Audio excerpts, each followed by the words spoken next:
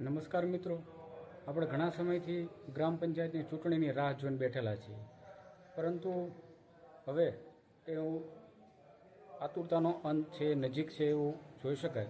હમણાં જ મળતી માહિતી પ્રમાણે એક સમાચારમાં એવું નોંધ થયું છે કે ગ્રામ પંચાયતની ચૂંટણી છે એ ટૂંક સમયમાં થશે. એપ્રિલ કે મે મહિનામાં છે એ પૂર્ણ કરી દેવામાં આવશે. એ માટે ચૂંટણી આયોગ પંચ પોતાની તૈયારી છે શરૂ કરી દીધી છે અને દરેક ગ્રામ પંચાયત જે 7,000 જેટલી ગ્રામ પંચાયતો ખાલી છે એમાં ટૂંક સમયમાં આ ચૂંટણી છે એ થવાની છે અને મે સુધીમાં દરેક ગ્રામ પંચાયતને સરપંચ છે એ મળી જશે એવી માહિતી હાલ ન્યૂઝની અંદર છે જોવા મળે છે.